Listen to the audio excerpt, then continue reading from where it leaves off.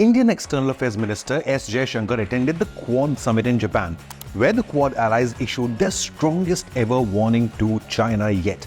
Four democratic powers of India, US, Japan and Australia have openly warned Communist China against the use of force to change the status quo in the South China Sea, saying, quote, "We are seriously concerned about the situation in East and South China Seas and reiterate our strong opposition to any unilateral actions that seek to change the status quo by force or coercion." In other words, China simply cannot draw imaginary dashes on a map and then force smaller neighbors to agree to their terms. This Quad meeting could be highly significant and in fact a turning point, which indicates willingness on the Quad's part to deal with China in its own language. CCP has been warned against bullying and trying to, quote, dominate smaller neighbors. S. Jaishankar had first gone to Laos to attend the ASEAN meeting, where he again demanded complete disengagement from China at the LAC, where the Indian Army and Indian Air Force are locked in a standoff with the PLA since 2020. Then the External Affairs Minister flew to Tokyo, Japan to attend the Quad FM summit on the 29th of July. Jaishankar spoke on India's own experiences of dealing with Chinese salami slicing at the LAC during the COVID pandemic that emerged from China and crippled the world, saying, quote, "We have views on China based on our experience. Our relations with China are not doing very well. The main reason for that is in 2020, during the COVID, China brought very large forces to the border areas between India and China in violation of agreements that we had with China. And that created tensions which led to a clash. People died on both sides," unquote. At the Quad meeting, as expected, the focus was on Chinese threats to arrest anyone it terms as intruders in the South China Sea. Chinese aggression has now also raised one of the world's most crucial maritime ocean highways in the South China Sea, through which 60% of global maritime trade passes, including a third of overall global shipping. If Communist Party of China does enforce its imaginary illegal 9-dash line by force, then it will directly threaten trade and economic interests of all four Quad democratic powers, something they simply cannot allow. Chinese Navy's dangerous maneuvers in the South China Sea, which threaten to spiral out of control.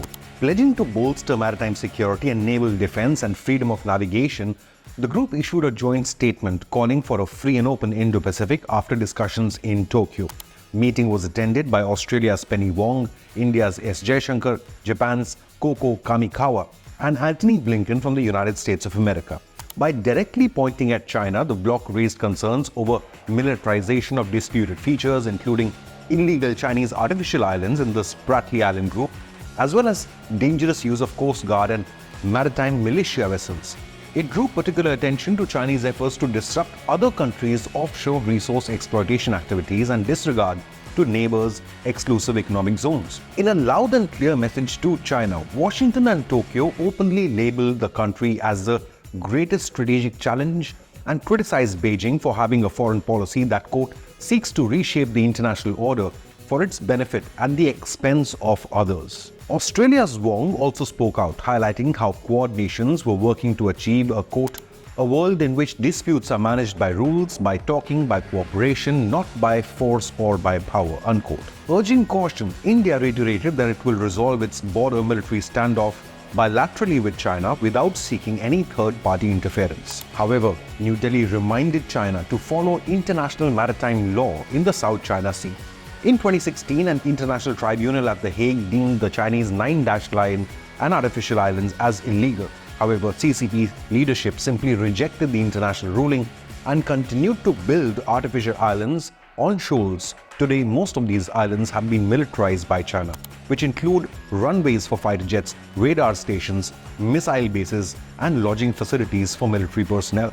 China could soon be in a position to directly threaten maritime trade routes through which 22% of global oil trade and nearly $5.3 trillion worth of goods transits. United States is keen to protect its own strategic interests and has reiterated support for a mutual defense pact with the Philippines, while Joe Biden had on multiple occasions vowed to defend Taiwan by force from any possible Chinese invasion.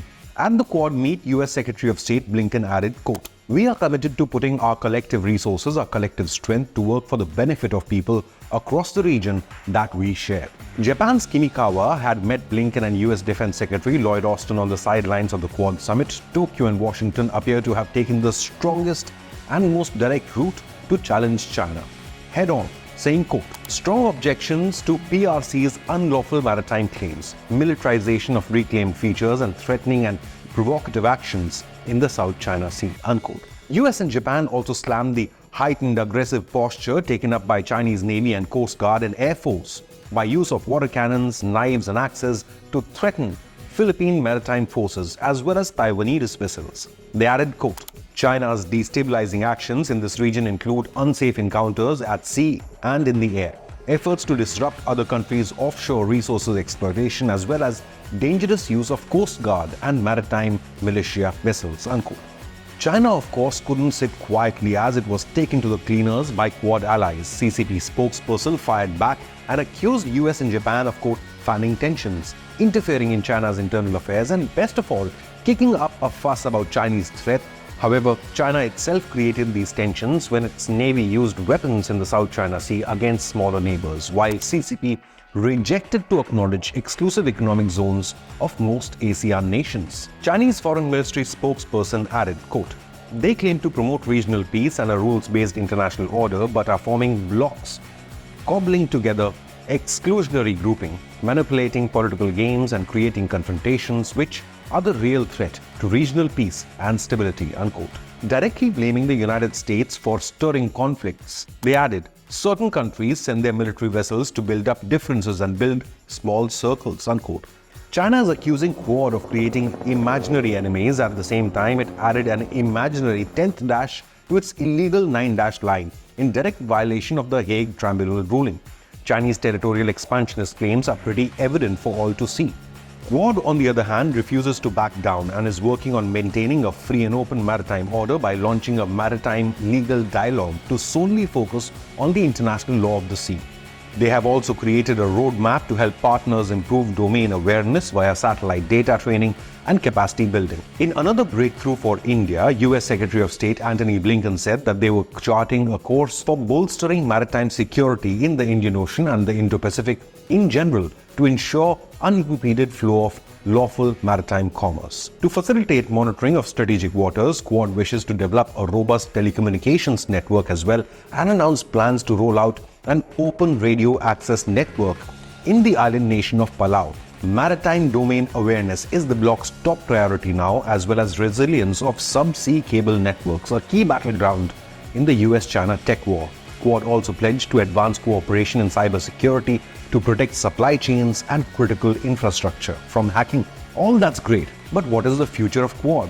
India's S. Jaishankar elaborated, quote, Quad meeting should send a clear message to the world that the grouping is here to stay, here to do, and here to grow, and insisted that the Quad countries' collaboration that can ensure Indo-Pacific region remains free, open, stable, and secure. Meanwhile, evolving security environment and muscular maritime activities of China have pushed the United States to revamp its own military command in Japan and strengthen American licensed missile production as well, with an eye on China. This is aimed to advance collective deterrence, intelligence coordination and surveillance. The command upgrade will significantly challenge and improve military ties between US and Japan and, in turn, Quad nations. The big question remains, is Quad united to challenge Chinese expansionist claims in the Indo-Pacific? Now, if you found this news report informative, then leave a comment, hit the like button and subscribe to Inconnect News.